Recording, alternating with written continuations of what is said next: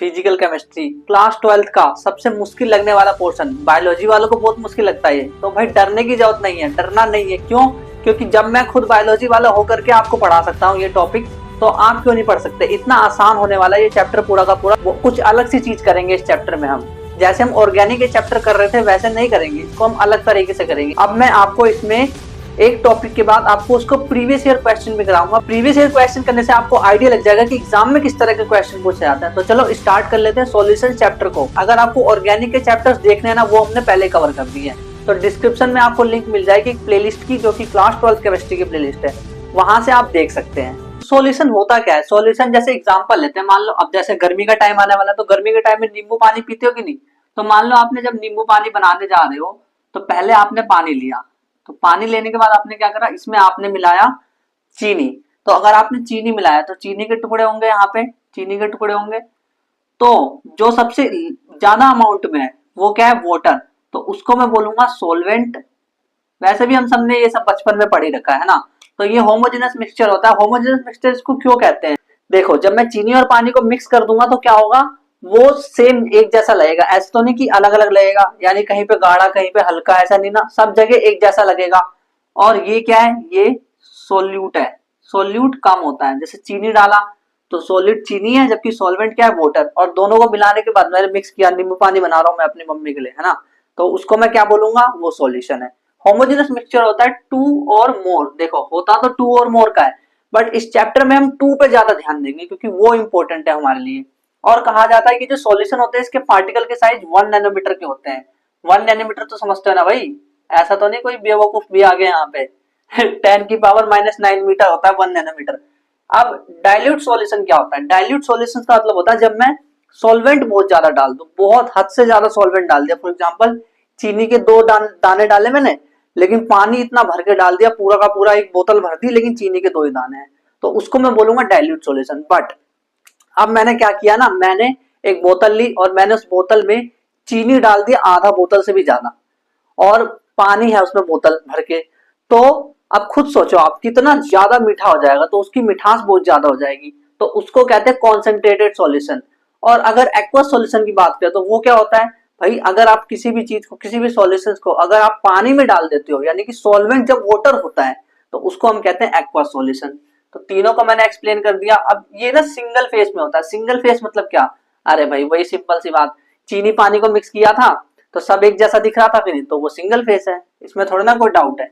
अब concentration terms की बात करें भाई, यहाँ पे हम कंसेंट्रेशन ये तो देखेंगे, कंसेंट्रेशन पे ज्यादा ध्यान होगा हमारा। तो कंसेंट्रेशन की कुछ टर्म्स होती है, जैसे mass percentage, wait by wait भी बोलते हैं इसको। इसमें क्या होता है? देखो, सोल्यूट हमें पता है सोल्यूट कम है, तो हम क्या करते हैं, मास ऑफ सोल्यूट लेना है आपको, और यहाँ पे आपको मास लेना है, मास ऑफ सॉल्यूशन। सॉल्यूशन का मास लोगे और उसको मल्टीप्लाई बाय 100 कर दोगे। परसेंट का मतलब 100 ही होता है ना मल्टीप्लाई, तो आपका मास बाय मास परसेंटेज यानी वेट बाय वेट निकल जाएगा। अब मान लो वॉल्यूम बाय वॉल्यूम निकालना है, तो मैं क्या करूंगा, वॉल्यूम रख दूंगा, वॉल्यूम ऑफ सॉलिड रख दूंगा, और नीचे रख दूंगा वॉल्यूम ऑफ सॉल्यूशन। हमने इसका परसेंटेज निकाल लेंगे। मास बाय वॉल्यूम की बात करें तो भाई आपको क्या करना है, मास लिखना है, मास ऑफ सोल्यूट लिखना है, और नीचे वॉल्यूम ऑफ सॉल्यूशन लिख देना है, और 100 से मल्टीप्लाई कर देना। आ गया वेट बाय वॉल्यूम परसेंटेज आ गया। पीपीएम क्या होता है, इस पे थोड़ा सा नोटिस करना, थोड़ा ध्यान देना। पीपीएम का मतलब होता है पार्ट पर मिलियन। अब पार्ट पर मिलियन मतलब क्या? जैसे मेरे पास मान लो कोई पार्टिकल्स है, कोई number of particles, number of solute, कि मेरे पास सॉल्यूट के पार्टिकल्स है कितने, और सॉल्यूशंस के जो पार्टिकल है, सॉल्यूशंस के जो पार्टिकल है वो कितने हैं, उनके नंबर्स, दोनों के नंबर्स को मैंने मल्टीप्लाई करना है 10 की पावर 6 से। अब 10 की पावर 6 क्यों? क्योंकि वो मिलियन होता है। 10 की पावर 6 इस मतलब मिलियन, तो 10 की पावर 6 से मल्टीप्लाई कर दूंगा तो मेरा पीपीएम निकल जाएगा। तो मोल फ्रैक्शन की अगर हम बात करें तो मोल फ्रैक्शन होता क्या है? तो फ्रैक्शन मतलब क्या होता है भाई? आपने पढ़ा है बचपन में, फ्रैक्शन मतलब जब किसी को बटे में करके लिखते हैं। तो यानी कि देखो, ratio of number of moles of one component to total. यानी मेरे पास कोई सॉल्यूशन है, ये अगर मेरे पास सॉल्यूशन है, तो ये जो मेरे पास सॉल्वेंट है, तो सॉल्वेंट को मैं मान रहा हूं कि मेरे पास सॉल्वेंट के एन ए मोल्स है। एन ए क्यों बोला? क्योंकि एन ए बड़ा है, यानी कि यहाँ पे मैं ये कह रहा हूँ कि सॉल्वेंट ज्यादा होता है ना, सिंपल सी बात है। और अगर मान लो इसके अंदर चीनी डला हुआ है, ये चीनी है, चीनी, तो इसको मैं मान रहा हूँ मेरे पास चीनी के एन बी मोल्स है। ऐसा मैंने माना। अब मैं क्या करूंगा ना, इनका मोल फ्रैक्शन निकालूंगा, यानी कि मैं निकालूंगा एक्स ए। अब मोल फ्रैक्शन क्या होता है देखना ध्यान से, एक्स ए, आपको ए के मोल्स लेने हैं और इसमें कौन कौन है, टोटल इसमें ए और बी दो ही है बस, तो ए के मोल्स मैंने लिए और बी के मोल्स मैंने लिए, तो ये टोटल हो गया ना, N A plus N B total हो गया ना, जिस जिसका है जो जो कॉम्पोनेंट है उसके मोल्स हो गए वो।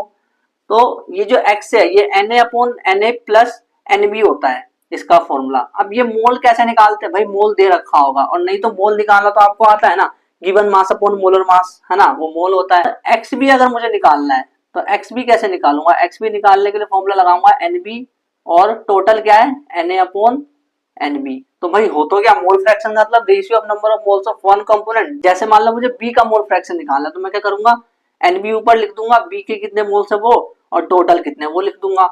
अब देखो अगर मैं इन दोनों को ऐड करूं, अगर मैं इन दोनों को ऐड करूं तो खुद देखो, ऐड करके देखना, सोचना ध्यान से, तो आपको पता चलेगा कि ये दोनों को जब मैं ऐड करूंगा तो मेरा आंसर 1 आएगा। तो ये कौन सा सॉल्यूशन है, क्या ये बाइनरी सॉल्यूशन है, तो मैं ये कह सकता हूं क्या कि बाइनरी सॉल्यूशन के लिए, फॉर बाइनरी सॉल्यूशन अगर मैं दोनों के मोल फ्रैक्शंस को ऐड कर दूं तो मेरा आंसर 1 आने वाला है ना, ये बात हमें समझ आ गई। और एक बात बताओ, इसकी कोई यूनिट है, ऊपर भी मोल नीचे भी मोल, तो क्या यूनिट है, कोई यूनिट नहीं है, यूनिटलेस क्वांटिटी है बेसिकली ये। अब मोलैरिटी क्या होता है, मोलैरिटी को ध्यान से समझना। जैसे मान लो मैंने एक काम करा, इन मोलैरिटी की डेफिनेशन देखो क्या है, number of moles of solute पर लीटर ऑफ सॉल्यूशन। यानी मान लो मेरे पास एक सॉल्यूशन, इसी सॉल्यूशन की अगर हम बात करें तो number of moles of solute, ये सॉल्यूट है क्योंकि ये कम है, ये सॉल्यूट है ना क्योंकि ये कम है, तो इसके कितने मोल्स है, number of moles per litre of solution, यानी कि जो सॉल्यूशन है बी सॉल्यूशन का जो वॉल्यूम है लीटर में, वो मुझे निकालना पड़ेगा। तो मैं निकाल लूंगा इसकी मोलैरिटी, ये इसकी मोलैरिटी। मोलैरिटी को कैपिटल एम से दिखाया जाता है। तो मोलैरिटी क्या होगा, number of moles of solute पर लीटर ऑफ सॉल्यूशन, है ना, आया समझ। ये इसकी डेफिनेशन होती है, देखो ये लिखा है number of moles of solute पर लीटर ऑफ सॉल्यूशन। अब यहां से मैं मोलैरिटी का फॉर्मूला निकालूंगा, मोलैरिटी को कैपिटल एम से दिखाया, अब देखना कैसे फॉर्मूला निकालूंगा मैं। कैपिटल एम बराबर एनबी, एनबी क्या होता है, गिवन मास, ये डब्ल्यू बी मतलब गिवन मास है, किसका मास, सोल्यूट का मास जो हमें दे रखा है, और मोलर मास, ये छोटा एम है बी, मोलर मास किसका, सोल्यूट का, ये आ गया एनबी, है ना, बटे में इस वॉल्यूम लीटर की जगह मान लो यहाँ पे कोई वॉल्यूम है, अगर मुझे इस वॉल्यूम को अगर मुझे एमएल में निकालना है तो मैं क्या करूंगा। अब मैं एमएल में इसलिए निकाल रहा हूँ क्योंकि ज्यादातर ऐसा होता है कि एमएल वाला क्वेश्चन हमने देखा ना, छोटे छोटे अमाउंट्स होते हैं ना इनके, थोड़ा ना कि लीटर में दे देंगे, नहीं। तो अगर मुझे वॉल्यूम लीटर में निकालना तो मैं क्या करूंगा, इसको 1000 से डिवाइड कर दूंगा। देखो वॉल्यूम ये लीटर में है, तो अगर मैंने इसको 1000 से डिवाइड कर दिया तो ये एमएल में आ जाएगा वॉल्यूम, है ना।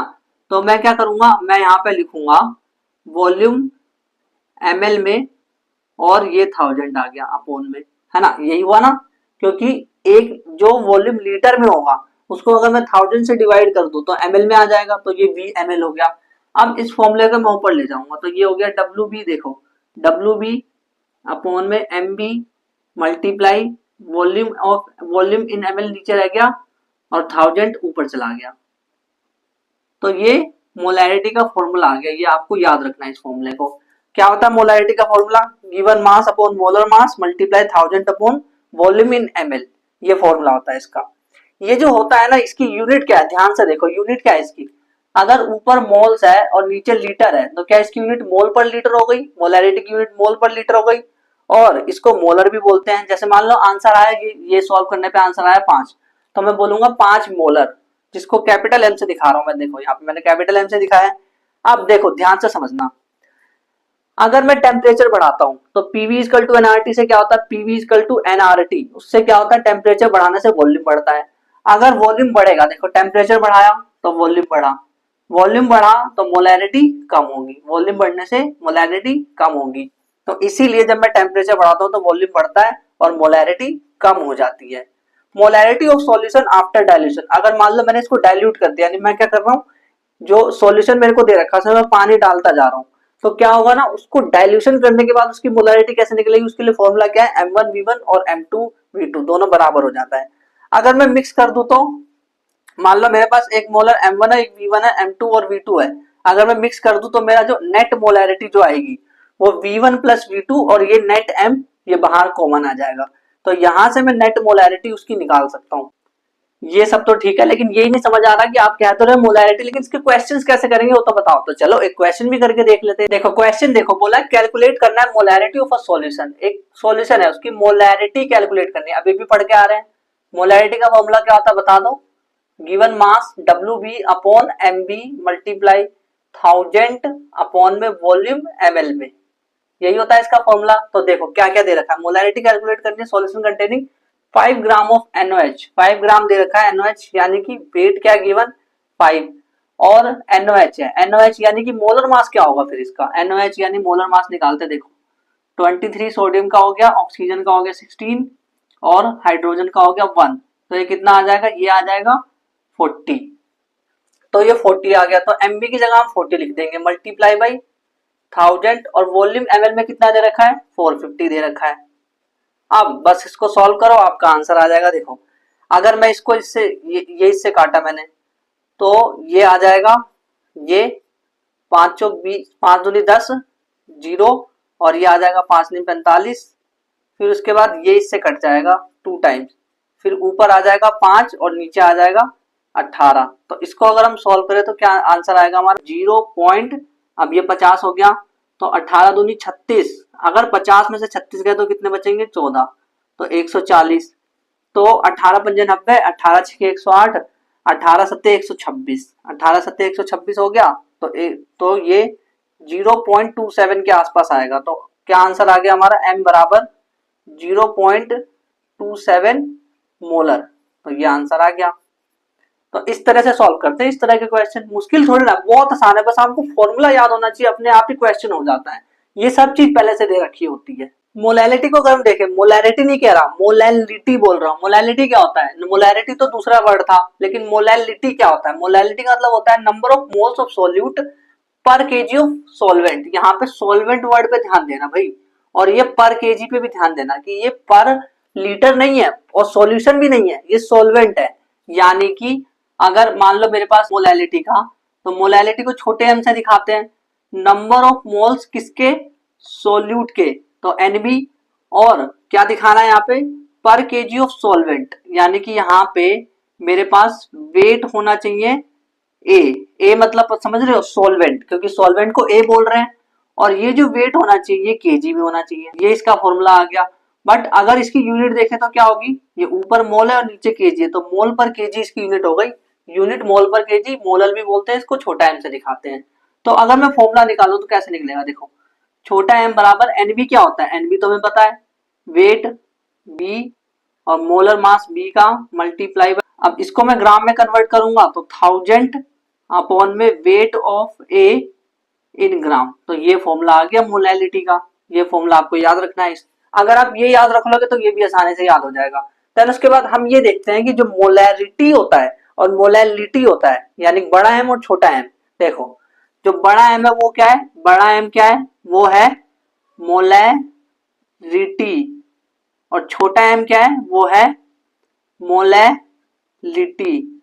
तो इन दोनों के बीच में कुछ कनेक्शन होता है, कोई रिश्ता है इन दोनों के बीच में। अब रिश्ता कैसा है, वो रिलेशन क्या है, रिलेशन ये है कि जो बड़ा एम होता है वो छोटा एम इंटू डी। अब यहाँ पे डी क्या है, तो भाई डी है डेंसिटी, डी मतलब डेंसिटी होता है, और 1 प्लस ये छोटा एम और एम बी। अब ये एम बी क्या है, एम बी मतलब जीबी डेटा वाला, नहीं वो नहीं है। एम बी मतलब होता है कि एम बी मतलब, यहाँ पे लिख देता हूं, एम बी मतलब मोलर मास। मोलर मास किसका, मोलर मास जो ये सोल्यूट आप ले रहे हो उसका, मोलर मास ऑफ सोल्यूट जो आप ले रहे हो उसका, और वो भी केजी में रखना भाई, ग्राम में मत रख देना, केजी में रखना है। तो इस रिलेशन से आप डायरेक्ट, अगर मान लो मोलैलिटी या मोलैरिटी दोनों में से एक दे रखा है और डेंसिटी वगैरह सब दे रखी है, तो अगर एक चीज मिसिंग होगी तो आप निकाल लोगे बड़ी आसानी से इस रिलेशन के अकॉर्डिंग। तो मोलैलिटी का फॉर्मूला याद रखना। देन इसके बाद एक क्वेश्चन है, बोला है कि कैलकुलेट मोलैरिटी। मोलैरिटी बोला है, मोलैलिटी नहीं बोला है। मोलैरिटी कैलकुलेट करना है of 9.8% wait by wait solution of H2SO4 अगर डेंसिटी हमें 1.02 ग्राम पर ml दे रखी है। तो इसको कैसे करेंगे, तो कुछ नहीं, पहले फॉर्मूला सोचो अपने दिमाग में। डेंसिटी देखते ही ये मत सोचना कि ये फॉर्मूला लगेगा, पहले तो पहले हमें जो बोला है कैलकुलेट करने के लिए वो सोचते हैं, हमें बोला मोलैरिटी, तो मोलैरिटी का तो हमने वो फॉर्मूला पढ़ा एक ही। मोलैरिटी जो है वो वेट बी और एम बी मल्टीप्लाई 1000 अपॉन में जो वॉल्यूम होता है वो ml में रखते हैं। तो ये फॉर्मूला इसका है ना, ये फॉर्मूला है। तो अब मुझे ये पता करना है कि यार ये जो 9.8% वेट बाय वेट लिखा है इसका मतलब अगर पता चल जाए तो काम हो जाएगा। 9.8% वेट बाय वेट का मतलब होता है 9.8 ग्राम सोल्यूट, और सोल्यूट क्या है H2SO4। 9.8 H2SO4 9.8 ग्राम H2SO4 जो है वो किसमें, इन 100 ग्राम ऑफ सॉल्यूशन, ये मतलब होता है इसका 9.8% का मतलब वेट बाय वेट। तो हमें यहाँ पे सॉल्यूशन का मास मिल गया, सॉल्यूशन की डेंसिटी भी दे रखी है 1.202 ग्राम पर ml, ये दे रखा है।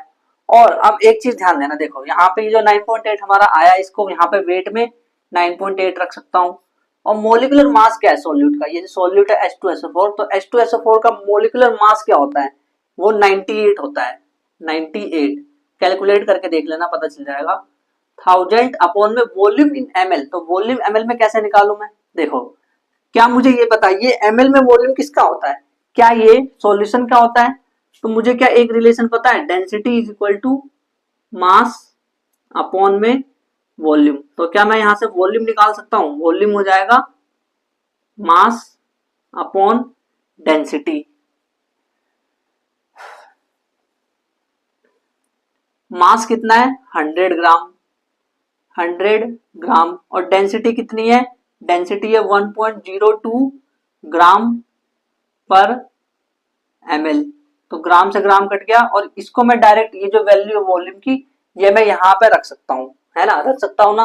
तो नीचे मैंने रखा 100, ऊपर मैंने रखा 1.02। तो अब देखो इसको कैसे सोल्व करेंगे, पॉइंट कटा, जीरो आ गया, 1000 कट गया, 98 गया, तो 1.02 बचा। तो आंसर क्या आया, 1.02 मोलर।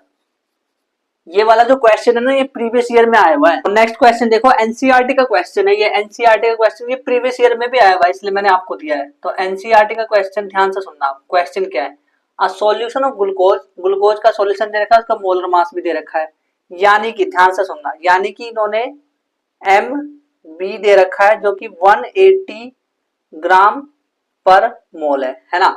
जो जो हमें मिलता जाएगा वो हम लिखते जाएंगे, इससे हमारा क्वेश्चन बहुत आसान हो जाता है। यही अप्रोच होता है जो आप कहते हैं ना फिजिक्स के न्यूमेरिकल, चाहे कोई से भी फिजिकल केमिस्ट्री या कुछ भी न्यूमेरिकल, वो कैसे सॉल्व करते हो, तो भाई जो गिवन है उसको देखो कौन सा दे रखा है और क्या निकालना है वो देख लो, बहुत आसान हो जाता है। फिर is labelled as 10% weight by weight. अब 10% का मतलब क्या है, 10% वेट बाय वेट का मतलब ये हुआ कि 10 ग्राम ग्लूकोज, सॉल्यूट यहाँ पे ग्लूकोज है ना, इसलिए 10 gram glucose in 100 gram water, और वाटर एक सॉल्वेंट है, ये मतलब है इसका। What would be the molarity, तो मोलैरिटी निकालना है, मोल फ्रैक्शन निकालना है ऑफ ईच कंपोनेंट, हर एक कंपोनेंट का इन द सॉल्यूशन।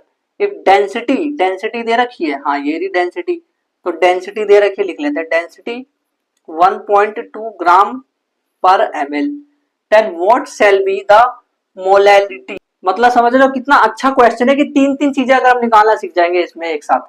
तो देखो पहले निकालते हैं इसकी मोलैरिटी, तो मोलैरिटी कैसे निकालते हैं, मोलैरिटी वेट, वेट बी का वेट, और यहाँ पे मास लिखते हैं ना m का, मल्टीप्लाई 1000 अपॉन में वॉल्यूम ml में। तो चलो मोलैरिटी निकालते हैं। मोलैरिटी वेट बी का क्या है, बी का वेट क्या 10 ग्राम है, 10 ग्राम, और मोलर मास कितना दे रखा है 180 दे रखा है, मल्टीप्लाई 1000 अपॉन में, अब मुझे वॉल्यूम निकालना है। तो वॉल्यूम निकालने के लिए क्या करूं, देखो ये मास दे रखा है, सॉल्यूशन का मास दे रखा है, और ये डेंसिटी दे रखी है। तो क्या मैं वॉल्यूम निकाल सकता हूँ, वॉल्यूम क्या मास अपॉन डेंसिटी होता है ना, अभी पिछले वाले सवाल में हमने करा था।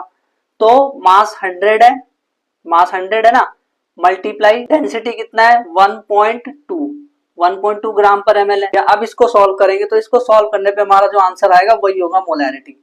तो एक जीरो ये रहा, एक जीरो ये कट गया, दो जीरो से दो जीरो कट गया, तो यहाँ पे हमारे पास क्या आया, हमारे पास आया 1.2 को 10 से मल्टीप्लाई किया तो 12, और नीचे 18 है, तो 6 दूनी 12, 6 तिया 18, तो ये आ जाएगा 0 पॉइंट, अब ये 20 हो गया तो 6, ऐसे ही 0.666 आता रहेगा, तो 0.667 मोलर इसको हम बोल सकते हैं। तो ये आ गई इसकी मोलैरिटी। तो अब हम इसकी निकालते हैं मोलैलिटी। मोलैलिटी निकालने के लिए क्या फॉर्मूला होता है, स्मॉल m बराबर WB अपॉन में MB मल्टीप्लाई 1000 अपॉन में, यहाँ पे मैं वेट रखूंगा, सॉल्वेंट का वेट रखूंगा यहाँ पे मैं, वो भी ग्राम में रखने वाला हूँ। तो वेट ऑफ बी क्या है 10 और MB क्या है 180 मल्टीप्लाई 1000 अपॉन में, अब देखना वेट ए का, यानी ए क्या है सॉल्वेंट। अब जब मैं यहाँ पे कह रहा था कि 10% वेट बाय वेट, तो 10 gram glucose in 100 gram water, इसका मतलब मैं ये कह रहा हूँ कि अगर मेरे पास पूरा का पूरा, ध्यान से सुनना, यहाँ पे मैंने एक छोटी सी मिस्टेक कर दी है, मैं आपको बताऊंगा क्या मिस्टेक करी है वहां पे मैंने। देखो ये जो मैंने वाटर लिखा ना, यहाँ पे सॉल्यूशन आएगा एक्चुअल में। अब क्यों, देखना ध्यान से सुनना, मैं समझा रहा हूं आपको कि सॉल्यूशन मतलब क्या होता है। सॉल्यूशन मतलब होता है सोल्यूट प्लस सॉल्वेंट। तो सॉल्यूशन कितना है 100 ग्राम है, 100, और सोल्यूट कितना है, सॉलिड ग्लूकोज है तो वो 10 है, प्लस में सॉल्वेंट कैसे निकालूंगा मैं, सॉल्वेंट मुझे पता चल जाए तो उस सॉल्वेंट का जो ग्राम में वेट आएगा उसको मैं यहाँ पे रख दूंगा, इसकी जगह रखना होता है ना तो यहाँ पे रख दूंगा, क्योंकि फॉर्मूले में तो यही चाहिए होता है, सॉल्वेंट का वेट चाहिए होता है। तो सॉल्वेंट का वेट क्या आएगा, देखो 100 में 10 में क्या जोड़ेगी, यहाँ पे क्या होगा, यहाँ पे 90 होगा, यानी सॉल्वेंट का वेट 90 आ गया, तो यहाँ पे 90 रखना होगा। तो एक्चुअल में जो मैंने वाटर लिखा है ना, वाटर नहीं सॉल्यूशन है। मतलब सीधी सी बात समझो, जब भी मैं बोलता हूँ 10% वेट बाय वेट, इसका मतलब है 10 ग्राम सोल्यूट सॉल्यूशन में है पूरे 100 के, यानी कि जो 10% वेट बाय वेट है 10 ग्राम ग्लूकोज है, इन 100 ग्राम सॉल्यूशन आएगा, सॉल्वेंट नहीं आएगा, सॉल्यूशन आएगा। तो सॉल्यूशन आ गया इसका, तो यानी कि अब मैंने सॉल्वेंट का वेट निकाल लिया जो कि 90 आया मेरा, है ना। 90 कैसा है आपको समझ आ गया होगा, तो यहाँ पे मैंने 90 रखा। अब इसको मैं सॉल्व करूंगा तो 20 ये रहा और 20 ऊपर वो कट गया, तो ऊपर आया 100 और नीचे क्या है 18 162। तो जब आप इसको सॉल्व करेंगे तो आपका आंसर आएगा 0.1696, 0.06 के आसपास आपका आंसर आने वाला है, वो भी मोलल में आने वाला है। तो ये चीज समझ आ गई। अब हमें एक और चीज निकालनी है जो कि मोल फ्रैक्शन। तो मोल फ्रैक्शन कैसे निकाले, तो अगर मैं ग्लूकोज का मोल फ्रैक्शन निकालूं तो मैं लिखूंगा x ग्लूकोज। तो ग्लूकोज का मोल फ्रैक्शन के लिए मैं क्या लिखूंगा, ऊपर मैं glucose n number of moles लूंगा ग्लूकोज के, और नीचे ग्लूकोज प्लस पूरा जो ये मतलब वाटर है ना इसमें, तो ग्लूकोज का मोल्स कितना है, तो ग्लूकोज का मोल्स कैसे निकालते हैं, मोल क्या होता है, तो देखो मोल, ग्लूकोज के मोल्स कैसे निकालेंगे, गिवन मास, और मास कितना दे रखा है इन्होंने 10, और मोलर मास 180। ऐसे ही वाटर का कितना है, वाटर का हमने अभी भी देखा, वाटर का वेट इन्होंने 90 दे रखा है, और मोलर मास क्या होता है वाटर का 18 होता है। तो ये वाली वैल्यू हम यहाँ पे रख देंगे तो हमारा आंसर आ जाएगा, देखो 10 अपॉन 180 अपॉन में 10 अपॉन 180 प्लस में 90 अपॉन 18, तो ये आएगा बराबर, ये 0 से 0 कट गया और ये भी 0 से 0 कट गया, तो ऊपर बचा 1 अपॉन 18 और नीचे बचा 1 अपॉन 18, 18 देखो एलसीएम आ गया, तो 18 1 और 90 को प्लस करेंगे तो हमारा आ जाएगा 91, तो 1 अपॉन 18 और ये आ जाएगा 91 और ऊपर 18 आ जाएगा। तो अगर इसको हम सॉल्व करेंगे तो आंसर आएगा 0.01। तो ग्लूकोज का मोल फ्रैक्शन क्या हो गया, ग्लूकोज का मोल फ्रैक्शन 0.01 हो गया। अब अगर मुझे वाटर का निकालना है तो वो 1 माइनस, अब 1 माइनस क्यों कर रहा हूं मैं, देखो याद करो, जब मैं एक्स ए प्लस एक्स बी करता हूं तो मेरा 1 आंसर आता है, ये बात मेरे को पता है। तो अगर मेरे को एक चीज पता चल गई है तो मैं ये नहीं निकाल सकता, ये 1 में से माइनस ये वाला करके निकाल सकता हूँ, 1 माइनस 0.01, तो ये आ जाएगा 0.99। तो वाटर का मोल फ्रैक्शन क्या आ गया, वाटर का मोल फ्रैक्शन आ गया 0.99।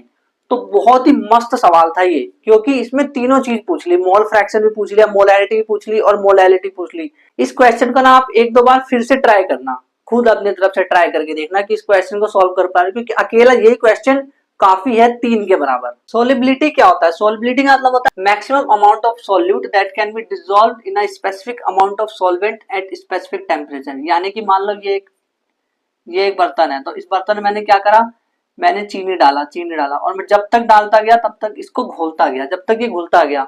बट एक टाइम ऐसा आया कि अब इसने घुलना बंद कर दिया। तो जब तक ये घुला ना, तो जितना ये घुला, जो अमाउंट है, जो अमाउंट, जैसे मान लो ये 2 ग्राम चीनी इसमें घुल गई, तो ये जो अमाउंट है, इस अमाउंट को हम कहते हैं सॉल्युबिलिटी। लेकिन ये घुला, जिस टेम्परेचर पे घुला और जितना घुल गया और जहां तक ये घुल गया, तो एक ऐसा टाइम था उसके बाद ये घुल ही नहीं रहा, यानी 2 ग्राम चीनी से ज्यादा इसमें घुल ही नहीं रही। तो उस सॉल्यूशन को हम बोलेंगे सैचुरेटेड सॉल्यूशन। सैचुरेटेड सॉल्यूशन मतलब no more solute can be dissolve, यानी चीनी और नहीं घोल सकते भाई इसमें अब।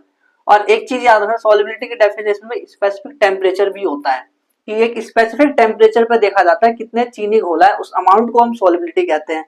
देन सॉल्युबिलिटी को अफेक्ट करने वाले कौन कौन से फैक्टर होते हैं? तो पहला नेचर ऑफ सॉल्यूट सॉल्वेंट, यानी कि जो सॉल्यूट और सॉल्वेंट है, यानी कि अगर वाटर पोलर है तो क्या चीनी भी पोलर है? तो अगर ऐसा है, यानी लाइक डिसॉल्व लाइक, तब जाकर के वो उसमें घुलता है, नहीं तो नहीं घुलता। तो घुलेगा कब? जब दोनों एक जैसे होंगे, लाइक डिसॉल्व लाइक। आपको ये स्टेटमेंट याद रखना है हमेशा जिंदगी भर के लिए, कि लाइक डिसॉल्व लाइक। तो पोलर पोलर के साथ डिसॉल्व होगा और नॉन पोलर के साथ होगा। दूसरा इफेक्ट ऑफ टेम्परेचर, कि टेम्परेचर का क्या इफेक्ट होता है? तो ये डिपेंड करता है कि जो रिएक्शन है वो एक्सोथर्मिक है या एंडोथर्मिक है। अगर एक्सोथर्मिक रिएक्शन है तो भाई हीट पहले से निकल रही है, हीट पहले से निकल रही है, तो टेम्परेचर बढ़ाओगे तो क्या फायदा? तो सॉल्युबिलिटी तो और घट जाएगी। लेकिन अगर एंडोथर्मिक, जिसमें कि हीट एब्जॉर्ब होती है, तो टेम्परेचर बढ़ा रहे तो अच्छी बात है, टेम्परेचर बढ़ाओगे तो सॉल्युबिलिटी बढ़ जाएगी। तो अगर एक्सोथर्मिक की बात करें तो डेल्टा एस नेगेटिव होता है, सॉल्युबिलिटी और टेम्परेचर का इनवर्स रिलेशन होता है, सॉल्युबिलिटी डिक्रीज हो जाएगी टेम्परेचर के बढ़ने पे, जबकि एंडोथर्मिक में जस्ट उल्टा हो रहा है। और जो प्रेशर है उसका क्या इफेक्ट होता है? तो उसका कोई सिग्निफिकेंट इफेक्ट नहीं होता। बट जब गैस इन लिक्विड आ जाए, गैस इन लिक्विड क्या होता है? मान लो मेरे पास कोई लिक्विड है और उस लिक्विड में मैंने गैस डाल दी, मान लो कार्बन डाइऑक्साइड गैस डाल दी, तो इसको हम कहते हैं gas in liquid. Gas in liquid, gas in liquid जो होता है उसमें फिर प्रेशर का इफेक्ट होने लग जाता है, कि लिखा हुआ है। बट गैस इन लिक्विड में फर्क पड़ता है, और इसी की वजह से आता है हमारे पास हेनरी लो। अब हेनरी लो पिक्चर में आता है। हेनरी लो क्या होता है? हेनरी लो का मतलब होता है पार्शियल प्रेशर। देखो इसकी स्टेटमेंट ध्यान से समझना, partial pressure of the gas in vapour pressure is proportional to mole fraction of gas in solution. यानी पार्शियल प्रेशर यानी कि पी, वो जो होता है वेपर फेज में, वो प्रोपोर्शनल होता है मोल फ्रैक्शन के। मोल फ्रैक्शन को एक्स से दिखाते हैं, जीटा से दिखाते हैं, तो ये है मोल फ्रैक्शन। तो पार्शियल प्रेशर मोल फ्रैक्शन के प्रोपोर्शनल हो गया। तो अगर मैं इस प्रोपोर्शनैलिटी के साइन के हटाऊं तो मेरे को यहाँ पे मिलेगा P बराबर के एच और ये मिलेगा एक्स। और ये जो के एच है, ये के एच है, इसको हम बोलते हैं हेनरी कांस्टेंट। अब एक चीज याद रखना, ये जो के एच होता है ना, ये टेम्परेचर के डायरेक्टली प्रोपोर्शनल होता है, और ये जो के एच है ये सॉल्युबिलिटी के इनवर्सली प्रोपोर्शनल होता है। देखो सॉल्युबिलिटी का मतलब ना, कोई आप मोल फ्रैक्शन समझ सकते हो, जिसके मोल फ्रैक्शन ज्यादा उसकी सॉल्युबिलिटी ज्यादा। सिंपल सी बात है। देखो जिसके मोल फ्रैक्शन ज्यादा होंगे यानी वो ज्यादा नंबर्स में होंगे, ज्यादा नंबर्स में होंगे तो बड़े आसानी से भूल जाएंगे।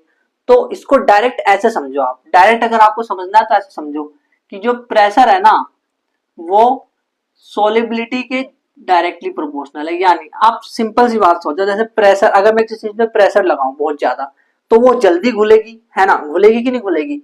तो pressure is directly proportional to solubility. इस तरह से समझना है इस लॉ को, तो और ज्यादा आसान हो जाएगा आपके लिए।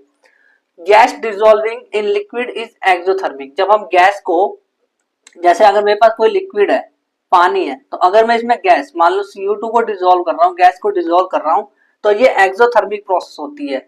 सो solubility of gases in liquid decreases with increase in temperature. इसीलिए जो सॉल्युबिलिटी है वो डिक्रीज हो जाती है टेम्परेचर के बढ़ाने से। क्यों? एक्सोथर्मिक प्रोसेस है, और एक्सोथर्मिक में से भाई पहले से टेम्परेचर है, तो टेम्परेचर दे के तुमने क्या खा, अच्छा काम कर लिया? नहीं। तो टेम्परेचर बढ़ाने से सॉल्युबिलिटी उल्टा घट जाती है इसमें। अब एप्लीकेशंस क्या है हेनरी लॉ के? तो हेनरी लॉ के एप्लीकेशंस में अगर हम देखें तो scuba diver suffer from band, यानी कि जो स्कूबा डाइविंग करते हैं ना उनके बैंड्स हो जाते हैं। जो क्लाइंबर्स होते हैं, जब जैसे जैसे क्लाइंबर्स जो ऊपर चढ़ते हैं पहाड़ पे, माउंट एवरेस्ट पे लोग चढ़ते जाते हैं कि नहीं, तो वहां पे उन्हें एनोक्सिया हो जाता है। एनोक्सिया मतलब कि एब्सेंस ऑफ ऑक्सीजन, मतलब थोड़ा थोड़ा ऑक्सीजन कम होने लग जाता है उनकी बॉडी के अंदर। और तीसरा जो एग्जांपल है वो है carbonated beverage are sealed water high pressure. यानी कि देखो, अगर कोई कार्बोनेटेड मतलब समझ लो सोडा वगैरह हो, तो अगर पानी जो है, पानी लिक्विड है, उसमें मैं सोडा को डालूं तो उसको मुझे अगर सील करना है तो मुझे हाई प्रेशर करना होगा। क्यों? हाई प्रेशर करूंगा ना तो सोलिबिलिटी ज्यादा हो जाएगी, क्योंकि pressure is directly proportional to solubility. ये चीज मैंने समझा दी आपको कि पार्शियल प्रेशर जो वेपर फेस में होता है वो मोल फ्रैक्शन, और मोल फ्रैक्शन मतलब सोलिबिलिटी, उसके डायरेक्टली प्रोपोर्शनल होता है। अब इस पे ना एक क्वेश्चन करके देखते हैं, तब थोड़ा सा कॉन्फिडेंस आएगा। तो देखो, क्वेश्चन पूछ रहे हैं कि हमें सोलिबिलिटी फाइंड करनी है। 2020 में एक क्वेश्चन आया हुआ है, सोलिबिलिटी फाइंड करनी है CO2 इन वाटर की 25 डिग्री सेल्सियस पे, अगर जो प्रेशर है वो ये दे रखा है। तो प्रेशर इन्होंने दे रखा है, प्रेशर जो है वो इन्होंने दे रखा है 760 mmHg, है ना, ये प्रेशर ही है। KH दे रखा है इन्होंने CO2 इन वाटर के लिए, ये है KH की वैल्यू, तो KH भी दे रखा है। हमें पता करना है सोलिबिलिटी। अब मैं क्या कह रहा हूं, मैं ये कह रहा हूं ना कि सोलिबिलिटी मतलब मोल फ्रैक्शन, सिंपल सी बात है, ये मोल फ्रैक्शन है सोलिबिलिटी। तो हमने फॉर्मूला पढ़ा है कि पार्शियल प्रेशर जो होता है, देखो ये पार्शियल प्रेशर का मतलब क्या होता है, जैसे मान लो आप दोस्त, 2 3 4 दोस्त मिलकर बिजनेस कर रहे हैं, कोई नया काम शुरू कर रहे हैं। एक का नाम है चुन्नू, एक का नाम है मुन्नू, एक का नाम है टुन्नू। चुन्नू, मुन्नू और टुन्नू, क्या नाम बताया मैंने? चुन्नू, मुन्नू और टुन्नू। ध्यान से सुनना। अब चुन्नू कह रहा है कि भाई तुम बिजनेस शुरू कर रहे हो तो मैं तुम्हें 10,000 रुपए दे रहा हूँ। मुन्नू कह रहा है हम तीनों बिजनेस शुरू जब कर ही रहे हैं, एक बिजनेस शुरू कर रहे हैं, तो अगर ये बिजनेस शुरू करे तो मुन्नू कह रहा है कि मैं 20,000 दे रहा हूँ, और टुन्नू कह रहा है कि मैं 30,000 दे रहा हूँ। तो जो टुन्नू है उसका कितना कंट्रीब्यूशन है?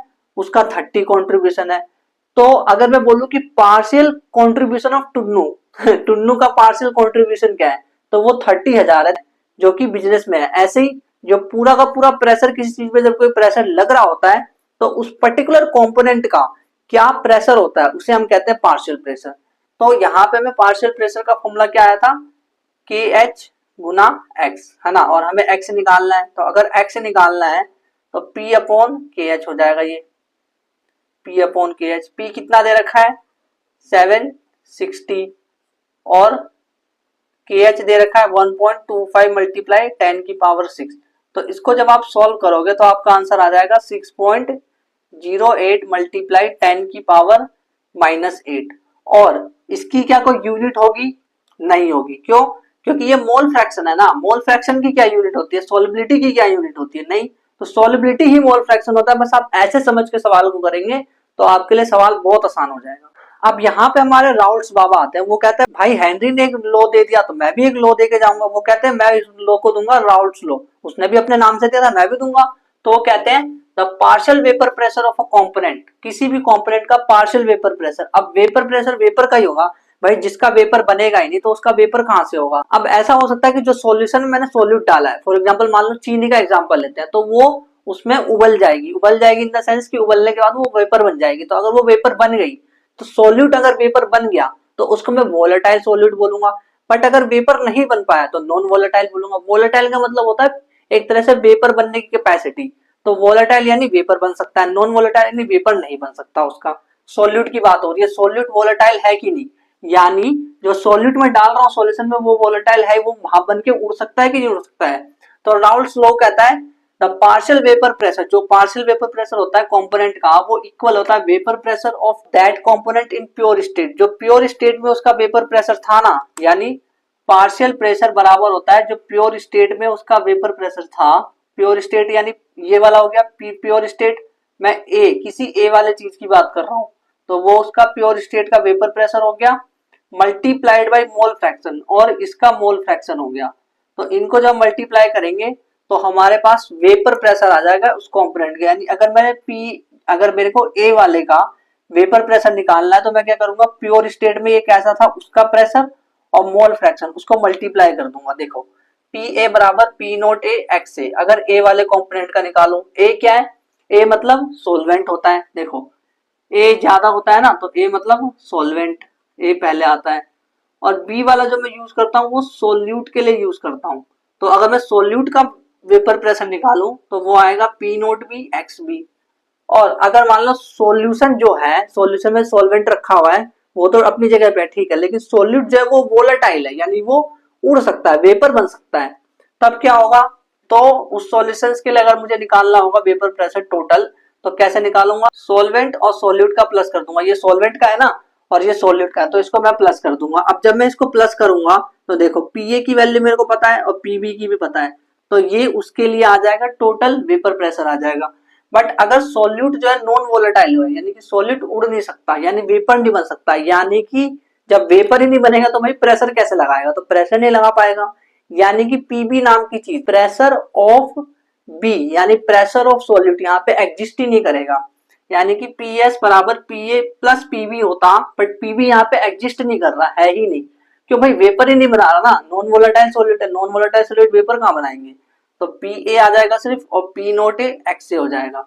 तो नॉन वोलेटाइल सॉल्यूट के लिए उसमें पीवी की कोई वैल्यू नहीं होती, यानी पीवी, इसमें पीवी क्या हो गया, जीरो हो गया, पीवी पीवी क्या हो गया, जीरो। अब हमें ना एक चीज समझ नहीं आई कि इसमें वेपर प्रेशर क्या होता है। तो वेपर प्रेशर का मतलब होता है प्रेशर एक्सर्टेड बाय वेपर। मतलब मान लो देखो, जैसे आप, हम क्या करते हैं कि जैसे मान लो हमने कोई पतीला है, पतीले पे हमने पानी गर्म किया, तो जब हम पानी गर्म कर रहे हैं तो पानी गर्म करते टाइम इसके ऊपर हमने ढक्कन लगा दिया, तो ये जो भाप है, ये भाप ना कोई ढक्कन पे प्रेशर लगा रहा होगा। आपने देखा भी होगा कभी कभी ढक्कन हिलने लग जाता है थोड़ा थोड़ा, है ना, देखा है ना। तो ढक्कन क्यों हिलने लग जाता है, क्योंकि वेपर एक प्रेशर बना रहा है, जुम जुम करके प्रेशर लगा रहा है उसके ऊपर, तो इसकी वजह से वो ढक्कन हिलते जा रहा है। तो वो प्रेशर वेपर प्रेशर कहलाता है, जो कि उस वेपर ने लगाया है। अब वेपर प्रेशर क्या होता है ना, टेम्परेचर के डायरेक्टली प्रोपोर्शनल। अब खुद सोचो, अगर मैं इसको और गर्म कर दूं, बहुत गर्म कर दूं, तो टेम्परेचर बढ़ जाएगा, टेम्परेचर बढ़ाएगा तो ज्यादा वेपर्स बनेंगे, ज्यादा वेपर्स बनेंगे तो प्रेशर ज्यादा होगा, सिंपल। जितने ज्यादा वेपर्स उतना ज्यादा वेपर प्रेशर।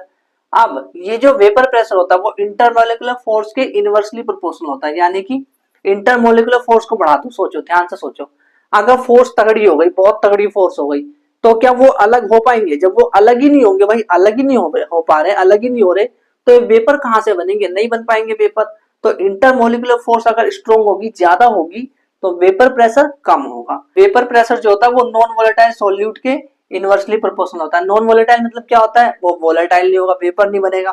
तो जितने ज्यादा वेपर ना बनने वाले आप सॉल्यूट डालते जाओगे, उतना उसका वेपर प्रेशर कम हो जाएगा। सिंपल सी बात है, क्योंकि वेपर ही नहीं बना रहा ना, नॉन वोलेटाइल वेपर कहाँ बनाता है।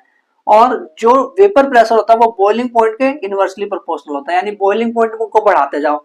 मान लो कोई है जो 200 डिग्री सेल्सियस बॉइल हो रहा है और कोई है जो 100 पे हो रहा है, तो 200 वाले को बॉइल करने में ज्यादा एनर्जी लगेगी, यानी कि बॉइलिंग पॉइंट ज्यादा, तो बॉइलिंग पॉइंट ज्यादा तो वेपर प्रेशर कम होगा। यानी कि जब भाई बॉइल ही नहीं हो रहा, 200 पे जाके बॉइल होगा, तो वेपर कहां से बनेंगे, जब बॉइल होगा तभी तो वेपर बनेगा। वाटर जब बॉइल होगा और उसके बाद और मैक्सिमम थोड़ा ऊपर जाएगा टेम्परेचर पे, 100 के आसपास, 100 से वो, तभी तो जा करके वेपर बनता है।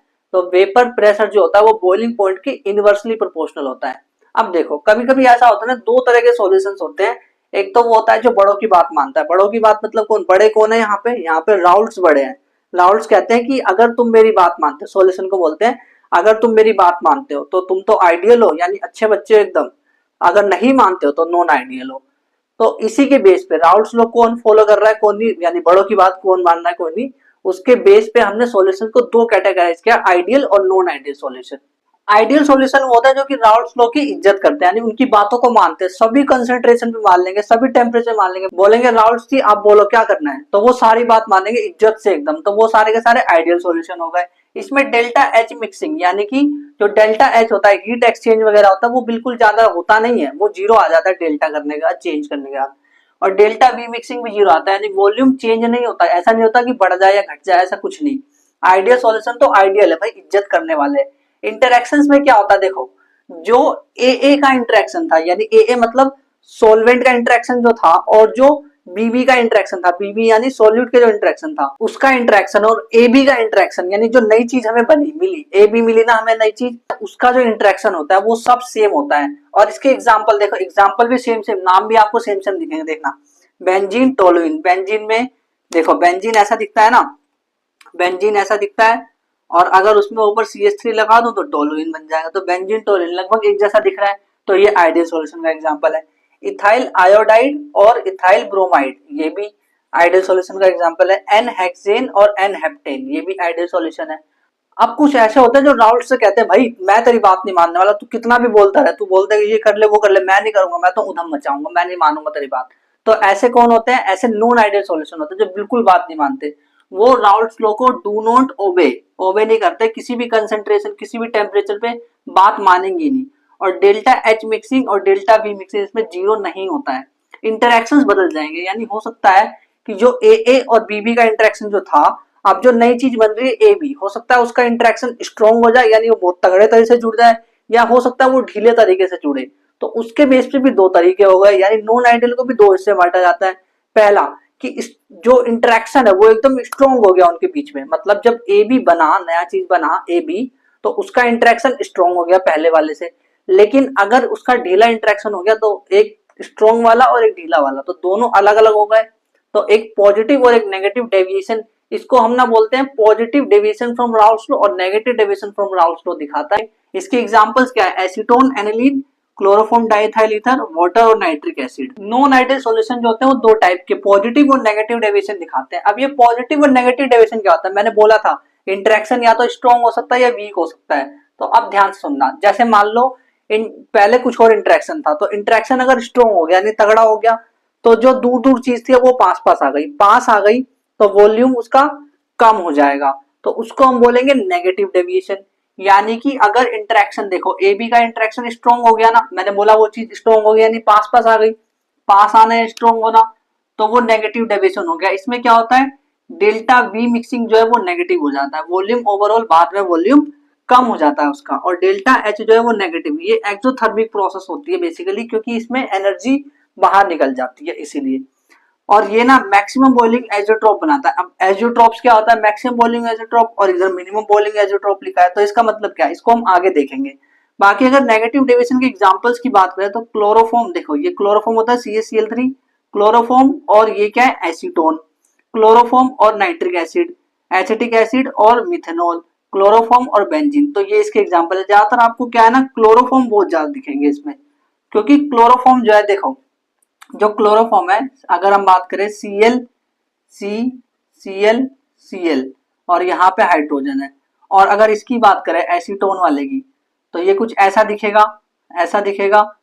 तो ये क्या कर रहा है ना, देखो HO पास पास में, यानी ये हाइड्रोजन बॉन्डिंग कर रहा है, तो हाइड्रोजन बॉन्डिंग स्ट्रॉन्ग होती है तो इंट्रैक्शन स्ट्रॉन्ग हो जाएगा, इसलिए क्लोरोफॉर्म के ज्यादा इसमें कंपाउंड पाए जा रहे हैं, क्योंकि वो हाइड्रोजन बॉन्डिंग बड़े आसानी से कर लेता है। नेगेटिव डिविजन में ऐसा हो रहा है क्योंकि इंट्रैक्शन स्ट्रॉन्ग हो गया तो वॉल्यूम कम हो गया, वॉल्यूम का कम होना यानी वॉल्यूम का नेगेटिव होना, डेल्टा भी नेगेटिव, यानी कि negative deviation from Raoult's law हो गया वो, है ना। अब पॉजिटिव डेविएशन क्या होता है? तो अब इसका जस्ट अपोजिट इसमें करते जाओ, अपने आप हो जाएगा। पॉजिटिव डेविएशन मतलब क्या? वॉल्यूम बढ़ना, वॉल्यूम कम पड़ेगा जब जो उसके बीच में जो इंटरेक्शन था वो थोड़ा फैल जाए, यानी वीक हो जाए। अब इंटरेक्शन वीक हो जाए, तो अगर वीक हो जाएगा तो उसको हम कहेंगे पॉजिटिव डेविएशन, और इसमें डेल्टा वी मिक्सिंग पॉजिटिव होता है। देखो एक और चीज आपको पता चाहिए, नेगेटिव डेविएशन में जो प्रेशर होता है ना, पार्शियल वेपर प्रेशर जो होता है वो कम हो जाता है, और टोटल वाले में भी ऐसा होता है, बी वाले कंपोनेंट में भी ऐसा हो रहा है, जबकि इसमें बढ़ जाता है। और डेल्टा एच मिक्सिंग जो है वो पॉजिटिव है, यानी एंडोथर्मिक रिएक्शन है, और ये मिनिमम बॉइलिंग एजोट्रॉप्स बनाता है। देखो पॉजिटिव वाला मिनिमम बनाता है और नेगेटिव वाला मैक्सिमम बनाता है, इसको हम देखेंगे अभी। बाकी एग्जांपल्स की बात करें तो इथेनॉल और वाटर, इथेनॉल और एसीटोन, और ये कार्बन टेट्राक्लोराइड है, इसमें बेसिकली आपको कार्बन टेट्राक्लोराइड ज्यादा लिखेगा, एक ही जगह आपको क्लोरोफॉर्म दिखा है। और बेंजीन और टेट्राक्लोराइड, कार्बन डाइसल्फाइड ये रहा, और एसीटोन। तो ये सारे के सारे एग्जांपल्स हो गए पॉजिटिव डेविएशंस के। अब हमें ये देखना है कि यार ये एजियोट्रोप किस बीमारी का नाम है, एजियोट्रोप होता क्या है? एजियोट्रोप्स का मतलब होता है जब मैं कोई दो चीजों को मिक्स कर देता हूँ और उसका जो बॉइलिंग पॉइंट है वो कांस्टेंट आता है, तो मैं उसको एजियोट्रोप कहता हूँ। डेफिनेशन वाइज देखें तो ऐसे liquid mixture which have constant boiling point होता है उसके, they have same composition in vapour phase and liquid phase. यानी अगर वेपर में भी ए बी करके जुड़ रहा था और कोई बीच में कोई प्रॉब्लम नहीं थी उसके, यानी कि कोई और चीज नहीं आ रही थी, यानी जो इंटरेक्शन है वो उतना ही था। मान लो अगर जो ए बी है उसका इंटरेक्शन लिक्विड में भी तगड़ा है और उसका वेपर में भी तगड़ा इंटरेक्शन है, तो यानी दोनों में सेम कंपोजिशन हो गया, सेम इंटरेक्शन एक तरह से हो गया, तो उसको हम कहते हैं कांस्टेंट बॉइलिंग मिक्सचर, यानी कि एजियोट्रोप्स। हाँ इसको ना कांस्टेंट, इसको कांस्टेंट बॉइलिंग मिक्सचर भी कहते हैं, कांस्टेंट बॉइलिंग मिक्सचर एक और नाम है इसका। क्यों कांस्टेंट बॉइलिंग मिक्सचर क्यों कहते हैं भाई? वो इसका जो है कांस्टेंट बॉइलिंग मिक्सचर इसलिए कहते हैं क्योंकि इसका बॉइलिंग पॉइंट जो है वो कांस्टेंट है इस मिक्सचर का। अब ये दो तरह के हो सकते हैं भाई, देखो ऐसा हो सकता है कि मेरे पास एक कंपोनेंट ए हो और एक बी हो और उससे मेरे से कोई सी बन रहा है, मान लो उन दोनों को जोड़ने से कोई सी बन रहा है, या ए बी भी बोल सकता है इसको मैं। तो जो सी है उसका जो बॉइलिंग पॉइंट है वो या तो इन दोनों से कम हो सकता है या इन दोनों से ज्यादा हो सकता है। तो अगर इन दोनों से ज्यादा होगा तो बॉइलिंग पॉइंट अगर जो है जो सी का है ए और बी दोनों से ज्यादा होगा तो उसको हम बोलेंगे maximum boiling azeotropes. High boiling point than either of component, दोनों कंपोनेंट में से दोनों से हाई बॉइलिंग पॉइंट अगर इसका हुआ तो उसको हम बोलेंगे मैक्सिमम बॉइलिंग एजियोट्रोप। एग्जांपल के नाइट्रिक एसिड और वाटर, इसका परसेंट भी ध्यान रखना कि इसको 68% लेना पड़ता है, वाटर को 32%, तब जा करके हमें मैक्सिमम बॉइलिंग एजियोट्रोप मिलता है। लेकिन अगर ऐसा हो कि जो ये सी बना है उसका बॉइलिंग पॉइंट ए और बी दोनों से ही कम हो, तब क्या होगा, तब मिनिमम बॉइलिंग एजियोट्रोप बनेगा low boiling point than either of component, दोनों कंपोनेंट का से इसका लो बॉइलिंग पॉइंट हो गया। इथेनॉल 95% लगभग और वाटर 5% लेंगे तब ऐसा होगा। अब कुछ इंपॉर्टेंट ग्राफ्स देख लेते हैं। जो आइडियल सॉल्यूशन और नॉन आइडियल में हमें पॉजिटिव और नेगेटिव डेविएशन मिला था, तो उसके इंपॉर्टेंट ग्राफ देख लेते हैं। जैसे मान लो आइडियल सॉल्यूशन अगर मेरे पास है तो अगर मैं ग्राफ बनाऊं वेपर प्रेशर का और इधर मैं ग्राफ बनाऊं मोल फ्रैक्शन का, तो देखना ग्राफ कैसा बनेगा। तो यहां पे मैं लूंगा पी ए और यहां पे मैं लूंगा पी बी, तो ये पी ए है और ये पी बी है। तो अब देखो ग्राफ कैसे बनेगा, और यहाँ पे जो एक्स ए है वो मैं 1 ले रहा हूँ और यहाँ पे एक्स बी को 0 ले रहा हूँ, यहाँ पे एक्स ए को मैं 0 ले रहा हूँ और एक्स बी को 1 ले रहा हूँ, और ये 1 है, ये 1 है, ये 1 वैल्यू है और ये भी 1 वैल्यू है मान लो। तो अब होगा क्या ना, देखो इसका ग्राफ कुछ इस तरह से बनता है, इसका ग्राफ उधर जाके टच होगा, उधर टच हो गया, और ये पीबी वाला जो है वो इधर आकर के टच होगा। और ये जो देखो पीबी क्या होता है, पीबी क्या होता है, पीबी होता है P naught B X B.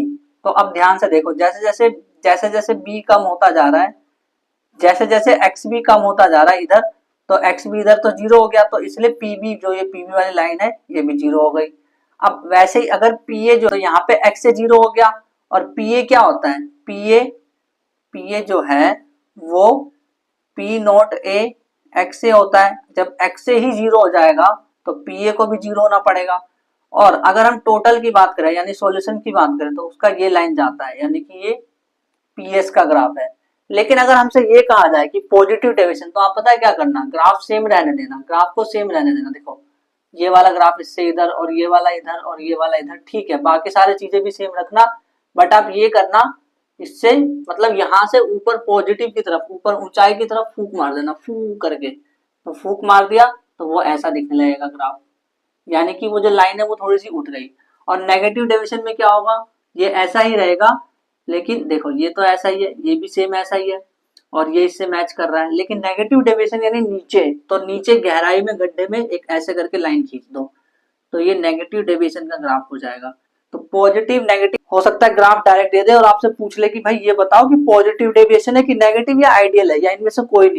अब ये जो टॉपिक है ना बहुत इंपॉर्टेंट है, कोलिगेटिव प्रॉपर्टी, क्योंकि यहां से सवाल हर साल लगभग एग्जाम में आता ही है। कोलिगेटिव प्रॉपर्टी क्या होता है, ऐसी प्रॉपर्टी जो ना नंबर ऑफ सॉलिड पार्टिकल, यानी सॉलिड पार्टिकल 1 है 2 है 3 है 4 है, नंबर्स पे डिपेंड करता है या उसके मोल्स पे डिपेंड करता है। इससे कोई फर्क नहीं पड़ता कि सॉल्यूशंस की क्या पार्टिकल है क्या नहीं, सोल्यूट के कितने पार्टिकल है उस पर डिपेंड करता है। Colligative property depend on number of solid particle पे डिपेंड करता है। और ये ना हम डाइल्यूट सॉल्यूशन और नॉन वोलेटाइल सॉलिड के लिए पहले देखते हैं। अगर कोई डिसोसिएशन या एसोसिएशन ना हो रहा हो तब भी, तो शुरू में तो हम इसके लिए देखेंगे। तो देखो मैं एक बहुत अच्छा एग्जांपल देने वाला हूं आपको ना, इससे जितने भी कोलिगेटिव प्रॉपर्टी सारे फंडे क्लियर हो जाएंगे उसके। देखो अगर मान लो मेरे पास एक बीकर है, अब इसमें वाटर, तो हमें क्या लेना है, हमें एक सोल्यूट लेना। मान लो ये एक सोल्यूट है और ये सोल्यूट कैसा है, ये नॉन वोलेटाइल है। कैसा, नॉन वोलेटाइल। ध्यान से सुनना, आपको जो मेनली 3 जो कोलिगेटिव प्रॉपर्टी है शुरू की वो एकदम अच्छे से क्लियर हो जाएगी। तो नॉन वोलेटाइल सोल्यूट है अगर, तो अगर ये नॉन वोलेटाइल सोल्यूट है तो सोचो जब यहाँ पे सिर्फ पानी था, जब सिर्फ यहाँ पे पानी था, तो अगर मैं इसको गर्म करता तो वेपर कुछ प्रेशर लगाता, वो जो भाप निकल रहा होता वो बहुत ज्यादा होता। बट अब क्या हुआ ना, यहाँ पे इसके अंदर नॉन वोलेटाइल सॉलिड भी आ गया है, तो एक भाप तो आएगा इस पानी की वजह से, और इसकी वजह से तो कोई भाप आ ही नहीं रहा, यानी कि भाप जो है अब कम हो गया। जैसे मान लो ये आपको ना जो बीकर है वो बीकर ना सिर्फ 1 लीटर ही भर सकता है, और ये भी 1 लीटर ही भर सकता है, ऐसा मान लो। तो ये भी 1 लीटर भर सकता है, तो ये 1 लीटर है तो इससे ज्यादा भाप निकलेंगे। बट सोचो ये वाला जो वाटर है वो तो 1 लीटर से कम हो गया, क्योंकि थोड़ी सी जगह तो नॉन वोलेटाइल सॉलिड ने भी ले ली, नॉन वोलेटाइल सॉलिड जो है उसने भी थोड़ी सी जगह ले ली। तो यानी कि ये जो वाटर है इस बीकर में जो है वो 1 लीटर से कम है। अगर ये 1 लीटर से कम वाटर है तो ये जो वेपर प्रेशर लगाएगा, यानी जो भाप बन के ये प्रेशर लगाएगा वो कम हो जाएगा, यानी कि वेपर प्रेशर में लोअरिंग आ जाएगी। और अगर हम इसे रिलेटिवली देखें तो उसे हम relative lowering of vapour pressure बोलेंगे। फिर उसके बाद अब एक और चीज सोचो, अगर मैं इसको बॉईल करता तो इसको बॉईल करना बड़ा आसान होता। जैसे मान लो सिर्फ वाटर ही है तो 100 डिग्री सेल्सियस में मैं इसको करता गर्म तो हो जाता बड़ी आसानी से। लेकिन अब देखो, अब इसमें वाटर तो है और साथ में मान लो नॉन वोलेटाइल सॉलिड, यानी कि जो मोटे मोटे चीनी के दाने होते हैं जैसे मिश्री कहते हैं वो घुला हुआ है, मान लो ऐसा। तो अगर वो भी घुला है तो भाई अब वो तो नॉन वोलेटाइल सॉलिड है, वो तो नहीं जाने वाला, वो तो अपना वेपर नहीं बनाएगा, क्योंकि बॉइलिंग का मतलब क्या होता है कि वेपर बन जाना एक तरह से। तो अब वो इतनी आसानी से बॉईल नहीं होगा, तो इसका टेम्परेचर थोड़ा बढ़ जाएगा। मुझे सोचो, मान के चलो कि 103 डिग्री सेल्सियस, यानी थोड़ा सा ज्यादा टेम्परेचर करना पड़ेगा तब जा करके ये बॉईल होगा, क्योंकि भाई नॉन वोलेटाइल सॉलिड ने भी थोड़ी जगह घेर ली। अब मुझे उसको भी उबालना पड़ेगा, उसको भी उबालने के लिए शक्ति देनी पड़ेगी, तो मुझे थोड़ा सा ज्यादा टेम्परेचर देना पड़ेगा। तो यानी कि यहाँ पे बॉइलिंग टेम्परेचर का एलिवेशन हो गया, बॉइलिंग पॉइंट जो एलिवेट हो गया, बढ़ गया, एलिवेट यानी बढ़ना।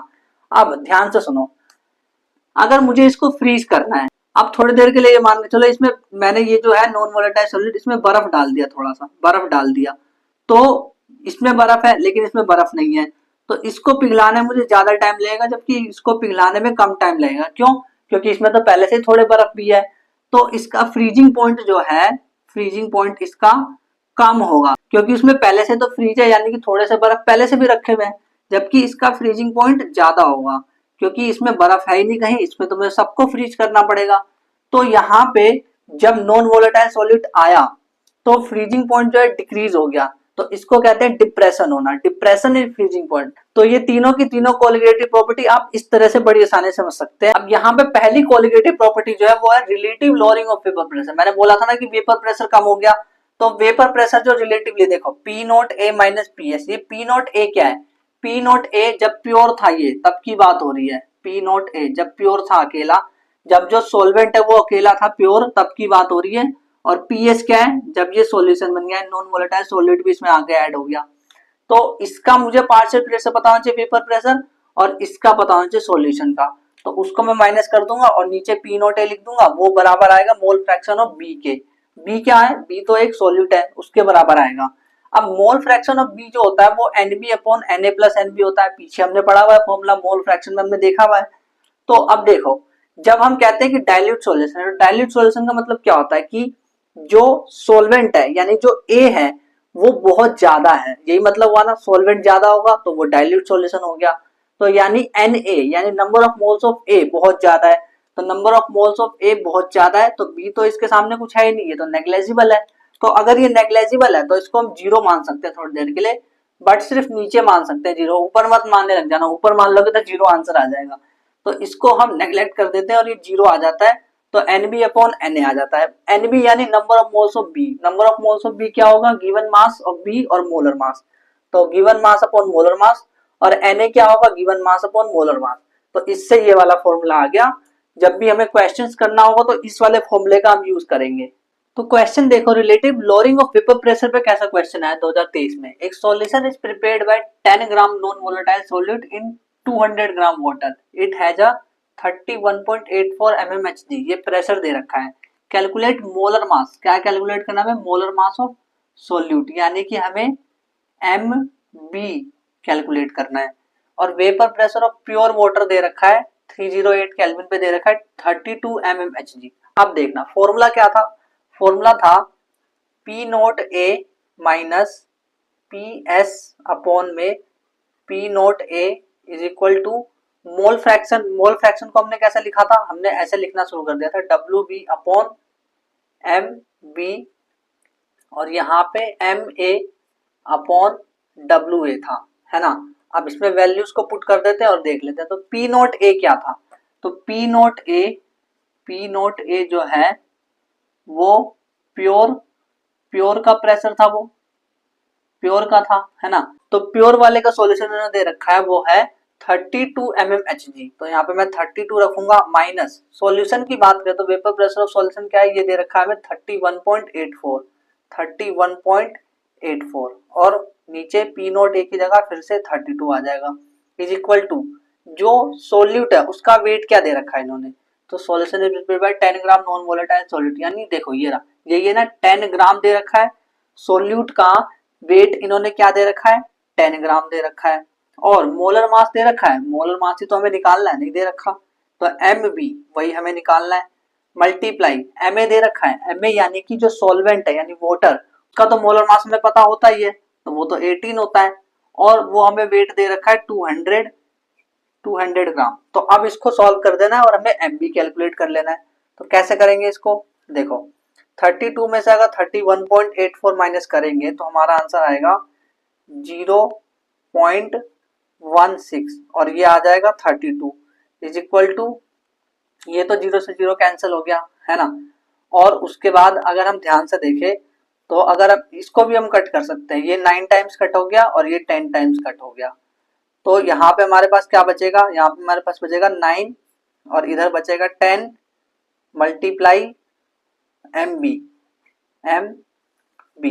तो अब इसको बस सॉल्व करना है, सॉल्व करते हमारा आंसर आ जाएगा MB बराबर, ये इधर आ गया तो ये नीचे आ जाएगा, तो 9 मल्टीप्लाई 32 और ये 0.16 इधर आ गया, 0.16 इधर आ गया, मल्टीप्लाई 10, तो पॉइंट हटा तो 2 जीरो गया ऊपर यानी 100 गया।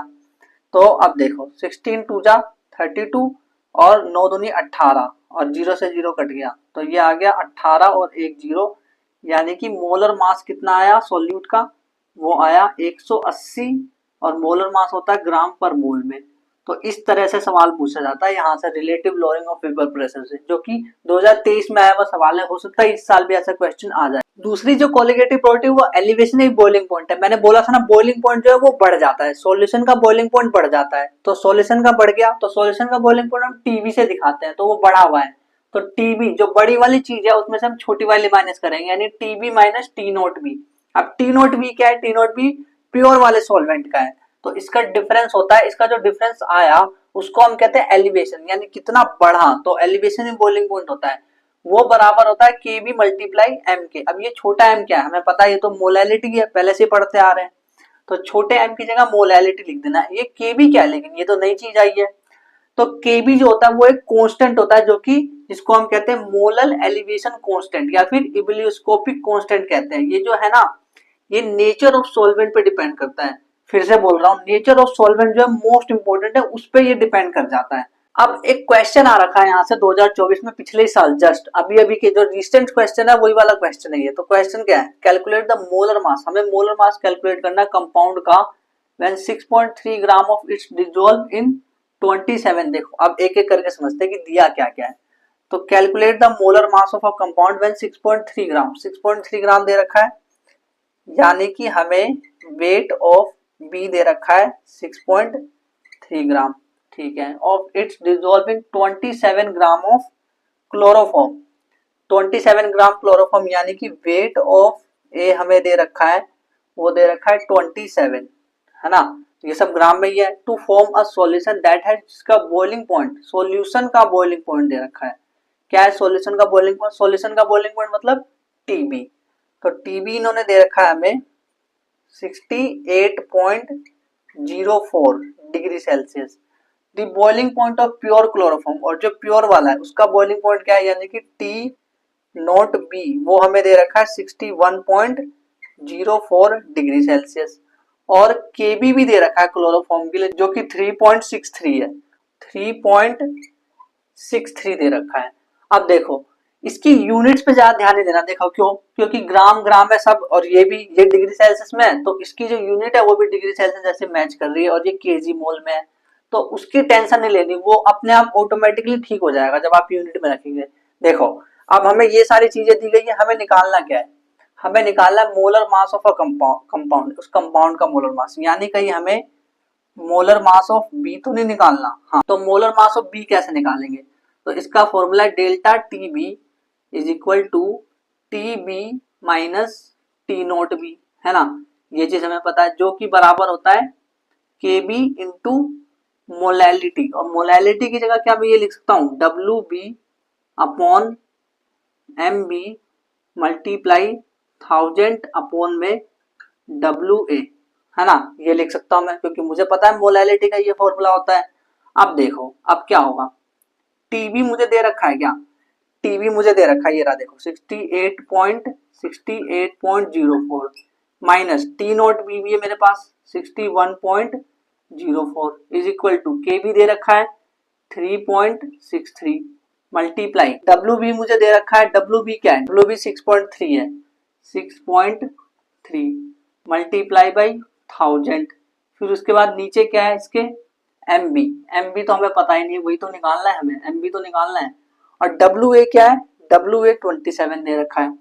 तो अब देखो अब बस इसको सॉल्व करना बाकी है, तो अगर इसमें ये माइनस करूं मैं तो ये 7 आ जाएगा is equal to 3.63 multiply 6.3 multiply by 1000, और ये नीचे आ जाएगा एम बी। देखो अगर इस एम बी को मैं, देखो अब देखना एम बी मल्टीप्लाई 27 है ना, तो अगर इस एम बी को मैं इधर ट्रांसफर कर दूं तो ये 7 जो है इधर आ जाएगा और एम बी इधर चला जाएगा, है ना।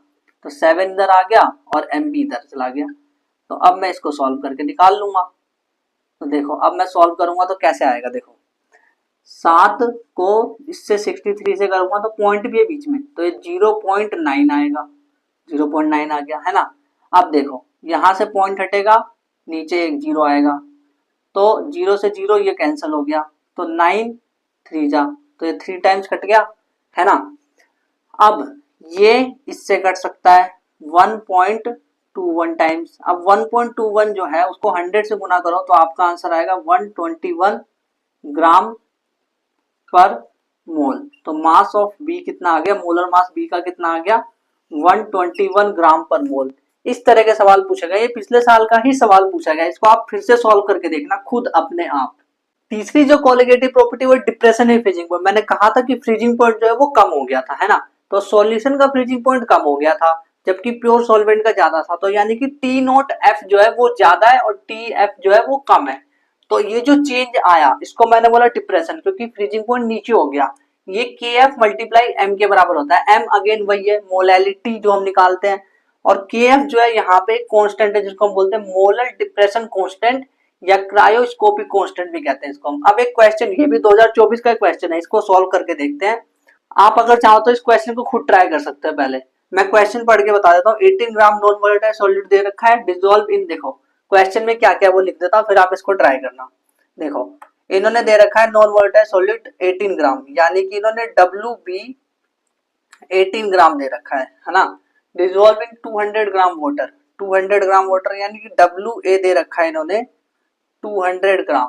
फ्रीजिस एट, जो फ्रीजिंग जो हेड टेम्परेचर वो 272.07 है, यानी कि इन्होंने हमें किसका ये वाटर फ्रीजिस है, यानी कि ये टी एफ है। तो टी एफ जो है इन्होंने हमें दे रखा है 272.07 केल्विन, है ना। ठीक है, कैलकुलेट करना है मोलर मास, तो मोलर मास को कैलकुलेट करना है किसका, सोल्यूट का, सोल्यूट का मोलर मास यानी बी एम बी कैलकुलेट करना है। अब ध्यान से सुनो कैसे करेंगे इसको। तो हमें पता है जो डेल्टा टी एफ होता है वो T note F minus T F के बराबर है ना। टी नोट एफ क्या है, टी नोट एफ यानी कि फ्रीजिंग पॉइंट वाटर का, वाटर जब प्योर अगर अकेला वाटर रखा होगा तो उसका फ्रीजिंग पॉइंट क्या होता है भाई, 0 होता है, 0 डिग्री सेल्सियस यानी कि 273 केल्विन। तो टी नोट एफ की जगह मैं 273 ले लूंगा, माइनस टी एफ मुझे दे ही रखा है इन्होंने 272.07। तो ये क्या आ जाएगा मेरा, अगर माइनस करेंगे तो ये आ जाएगा 0.93 आ जाएगा हमारा ये। तो ये तो हमारा डेल्टा टी एफ आ गया। अब ये जो डेल्टा टी एफ आया, ये डेल्टा टी एफ किसके बराबर होगा, ये होगा के एफ मल्टीप्लाई मोलैलिटी के बराबर। तो के एफ क्या दे रखा है हमें, ध्यान से देखो, के एफ 1.86 दे रखा है, मल्टीप्लाई मोलैलिटी, यानी कि मोलैलिटी का फॉर्मूला पता है ना भाई, मोलैलिटी का फॉर्मूला मत भूल जाना। पता चले ये सब पढ़ने लग गए मोलैलिटी भूल गए। तो ये होता है मोलैलिटी का फॉर्मूला 1000 अपॉन में डब्ल्यू है, ये फॉर्मूला होता है। तो अब देखो डब्ल्यू बी क्या है, डब्ल्यू बी हमें 18 दे रखा है और मोलर मास तो इसका हमें पता ही नहीं है, वही तो निकालना है। मल्टीप्लाई और 1000 ये रहा, देन इसके बाद डब्ल्यू ए कितना है 200 दे रखा है और ये 0.93 के बराबर है। अब देखना मैं क्या करूंगा, एम बी को इधर ले जाऊंगा और 0.93 को इधर ले जाऊंगा, तो एम बी इधर आ गया तो ऊपर की चीज तो सेम रहेगी 1.86 18 और ये 2 जीरो से 2 जीरो कट कर ही देते हैं इसको अभी से, ठीक है। और ये 10 और इधर 0.93 मल्टीप्लाई 2 है ना, ये बचा हमारे पास। तो अब देखो इसको जब इसका जब डबल करोगे तो ये आएगा, तो ये 2 आ गया और 2 से 2 कट गया। 18 को 10 से मल्टीप्लाई करोगे तो 180 आएगा। तो यानी कि हमारे पास एम बी आ गया, वो आ गया 180 ग्राम पर मोल। तो ये तो बिल्कुल वैसा ही सवाल है जैसा अभी हमने देखा था। तो वो भी क्वेश्चन और ये भी क्वेश्चन दोनों आपको आना चाहिए, आप इसको खुद ट्राई कर सकते थे। मैंने तो आपको ट्राई करने का बोला था बट मैंने कर दिया इसको। फोर्थ जो कोलिगेटिव प्रॉपर्टी लास्ट, ये ऑस्मोटिक प्रेशर है, ये एक तरह का प्रेशर है। अब ऑस्मोटिक प्रेशर को समझने के लिए हमें ये समझना होगा कि भाई ये ऑस्मोसिस क्या होता है। तो ध्यान से सुनना, अब सुनो देखो, अगर मान लो मेरे पास एक कंटेनर है इधर और एक कंटेनर है इधर, ये दोनों कंटेनर है। तो अब मैं क्या करूंगा, देखो इसके बीच में मैंने यहाँ पे मान लो इधर इसको कनेक्ट कर दिया आपस में, इसको मैंने कनेक्ट कर दिया, ये दो कंटेनर है, ठीक है, ये ए वाला है और ये बी वाला है। अगर मैंने इसको कनेक्ट कर दिया आपस में, तो अब ध्यान से सुनना, यहाँ पे सोल्यूट होगा और सॉल्वेंट होगा। तो यहाँ पे मान लो सोल्यूट के जो है सिर्फ 4 पार्टिकल है, जबकि यहाँ पे सोल्यूट के 5 6 7 8 9 10 पार्टिकल है। तो अब मुझे ये बताओ कौन सा वाला जो सॉल्यूशन है वो ज्यादा कॉन्सेंट्रेटेड है। ये वाला ज्यादा कॉन्सेंट्रेटेड है क्योंकि उसमें ज्यादा सोल्यूट है ना। अगर इसमें ज्यादा सोल्यूट है तो इसमें सॉल्वेंट कम होगा, यानी कि वाटर इसमें कम होगा और इसमें वाटर ज्यादा होगा।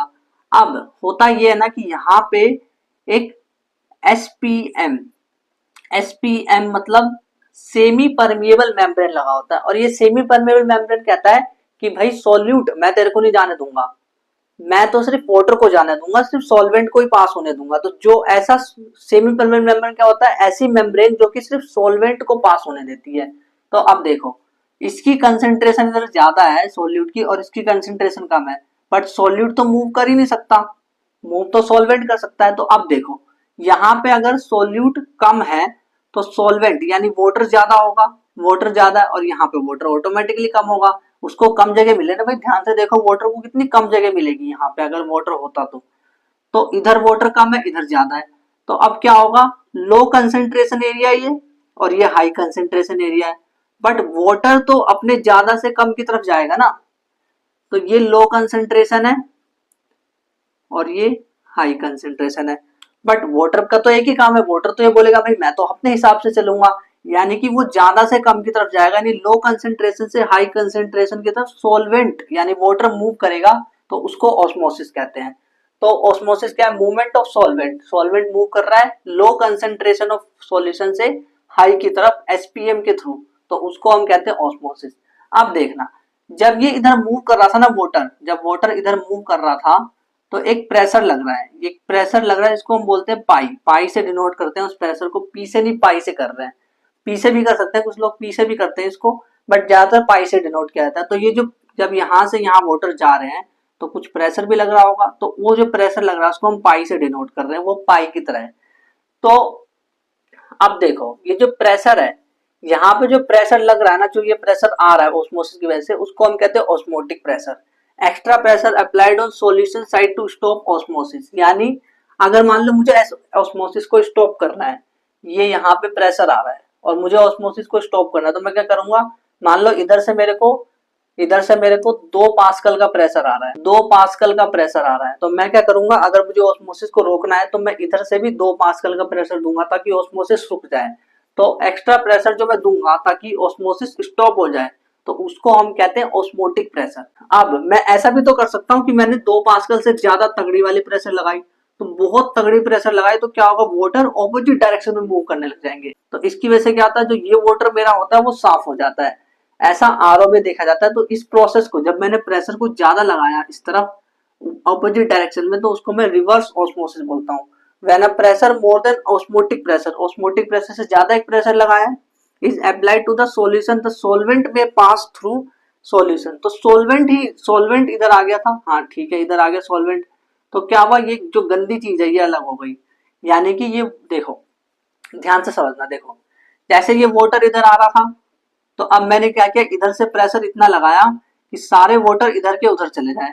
यानी कि जो वाटर फालतू में आ रहे हैं वो भी इधर चले जाए, और जो इधर है वो भी इधर आ जाएंगे, उल्टा हो जाएगा। तो यहाँ पे सिर्फ मिनरल्स बचेंगे, तो मिनरल्स को हम साइड कर लेंगे, तो ऐसे करके पानी साफ हो जाएगा।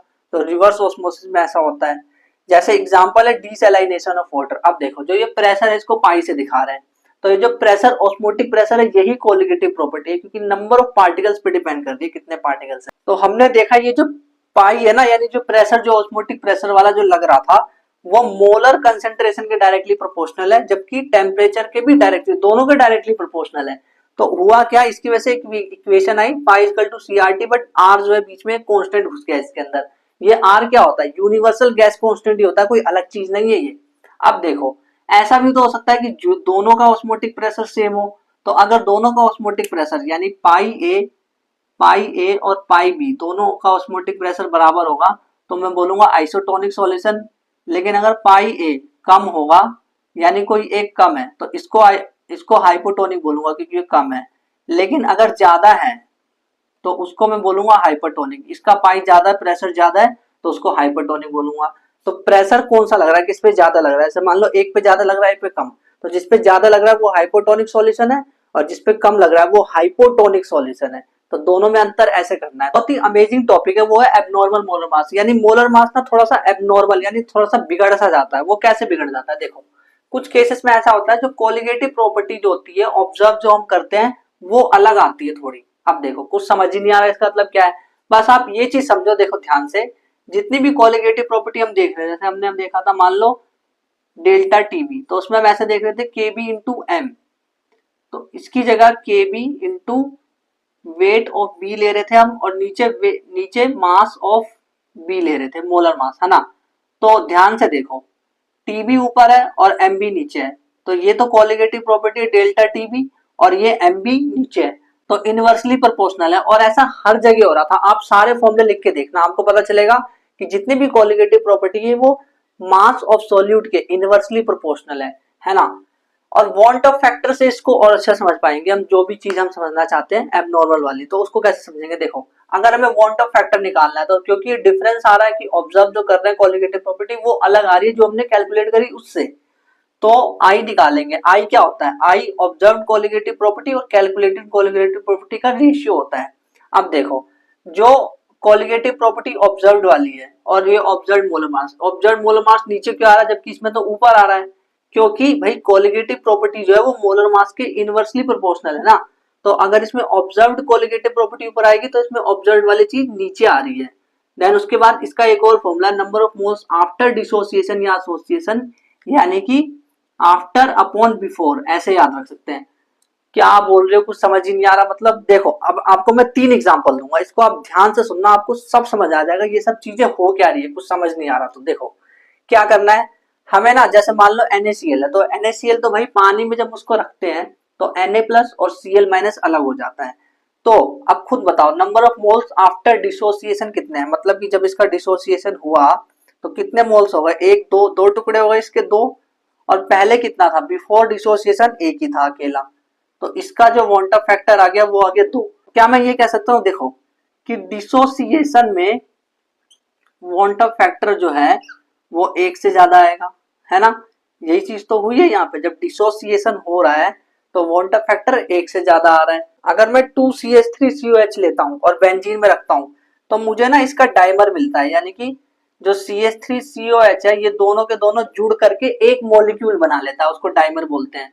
तो आई कैसे निकालूंगा, बाद में कितने हो गए, एक ही हो गया, पहले कितना था, पहले 2 थे ऐसे, तो ये 0.5 आया। तो क्या मैं ये कह सकता हूं कि जब एसोसिएशन हो रहा है तो आई की वैल्यू 1 से कम है ना। ये बात समझ आई। देन उसके बाद कुछ ऐसे भी होते हैं जो ना तो एसोसिएट करते हैं, एसोसिएट यानी ना तो डाइमर बनाते हैं, जुड़ते हैं, और ना ही टूटते हैं। तो कौन है वो? यूरिया, ग्लूकोज और सुक्रोज। तो उसमें क्या आता है देखो, आफ्टर एसोसिएशन भी एक ही मॉलिक्यूल होगा और बिफोर एसोसिएशन भी एक ही होगा। तो अगर मैं बात करूं जिसमें एसोसिएशन और डिसोसिएशन नहीं होता तो उसमें आई की वैल्यू 1 होती है। अब देखो जब आई की बात हो गई तो अगर असली में हमें कैलकुलेट करनी है सारी की सारी कोलिगेटिव प्रॉपर्टीज, तो हम क्या करेंगे, हमें कोलिगेटिव प्रॉपर्टीज में, ताकि ये डिफरेंस ना है, हमें असली चीज कैलकुलेट हो जाए। ध्यान से सुनना, अगर मुझे असली वाली कोलिगेटिव प्रॉपर्टी चाहिए, असली वाली मतलब क्या? ऑब्जर्व्ड वाली कोलिगेटिव प्रॉपर्टी चाहिए, ऑब्जर्व्ड वाली कोलिगेटिव प्रॉपर्टी। तो मैं कैसे निकालूंगा? तो जो आई है उसको मैं कैलकुलेटेड कोलिगेटिव प्रॉपर्टी से मल्टीप्लाई कर दूंगा, आई को मल्टीप्लाई कर दूंगा कैलकुलेट जो मैं कर रहा हूं ना इतनी देर से, कैलकुलेटेड कोलिगेटिव प्रॉपर्टी। तो अब क्या होगा, अब ना सारे के सारे फॉर्मूले जो है कोलिगेटिव प्रॉपर्टीज के जो भी हमने पढ़े हैं सारे चेंज हो जाएंगे, सब में आई से मल्टीप्लाई कर देना है हमें। तो अब देखो ये relative lowering in vapour pressure है तो एक्स बी के बराबर था ये, तो अब इसको आई से मल्टीप्लाई कर देना है। और ये एलिवेशन इन बॉइलिंग पॉइंट था तो इसको भी आई से मल्टीप्लाई कर देना है। डिप्रेशन इन फ्रीजिंग पॉइंट है, इसको भी आई से मल्टीप्लाई कर देना है। और ऑस्मोटिक प्रेशर जो है उसको भी आई से मल्टीप्लाई कर देना है। तो चारों के चारों कोलिगेटिव अब जो निकालेंगे ना वो असली कोलिगेटिव प्रॉपर्टी आएगी, क्योंकि वो ऑब्जर्व करी जाएगी। असली चीज वो होते हैं जो ऑब्जर्व करते हैं, कैलकुलेशन की चीज असली थोड़ी ना होती है, जो ऑब्जर्व करते हैं साइंटिफिकली हम, वो रियल होती है। तो अब देखो अल्फा और आई वांट फैक्टर और डिग्री ऑफ डिसोसिएशन या एसोसिएशन, अल्फा मतलब होता है डिग्री ऑफ डिसोसिएशन या एसोसिएशन, तो उसके कुछ रिलेशंस होते हैं, उनके बीच में कुछ रिश्ता होता है। तो रिश्ता क्या है? वो रिश्ता है, अगर देखो मुझे एसोसिएशन का डिग्री ऑफ एसोसिएशन निकालना है तो मैं आई माइनस वन करूंगा 1/n-1। अब n यहाँ पे क्या है? n यहाँ पे नंबर ऑफ मॉलिक्यूल्स है, यानी कि उसके टुकड़े कितने हो रहे हैं। फॉर एग्जाम्पल जैसे मान लो मेरे पास NaCl है, तो NaCl के मुझे पता है Na और Cl दो टुकड़े होंगे, Na प्लस और Cl माइनस, तो इसमें n की वैल्यू हो जाएगी 2, तो n यहाँ पे 2 रखना होगा। अगर डिसोसिएशन की बात कर रहे हैं तो डिसोसिएशन का फॉर्मूला क्या है? I-1 n-1। और ये डिसोसिएशन हो रहा है ना, डिसोसिएशन हो रहा है तो डिसोसिएशन में ये फॉर्मूला लग जाएगा। बट n की वैल्यू चेंज नहीं होती, देखो n की वैल्यू 2 यहीं पर रहेगी। लेकिन अगर मान लो जो उसमें जब एसिटिक एसिड का एसोसिएशन हो रहा था तो उसमें 2 का एसोसिएशन हो रहा था ना, तो n की वैल्यू वहां पे हम 2 रखेंगे इसमें। अब ये चैप्टर तो खत्म हो गया। अगर आपको हमारे चैनल पे और भी चैप्टर है जो कि ऑर्गेनिक के हैं वो करने हैं तो इस वाले प्लेलिस्ट पे क्लिक करो, आपको क्लास 12 केमिस्ट्री की पूरी एक सुंदर सी प्लेलिस्ट मिल जाएगी, उसको पढ़ो और जा करके अपने एग्जाम में अच्छे से करके आओ। Best of luck for your exam.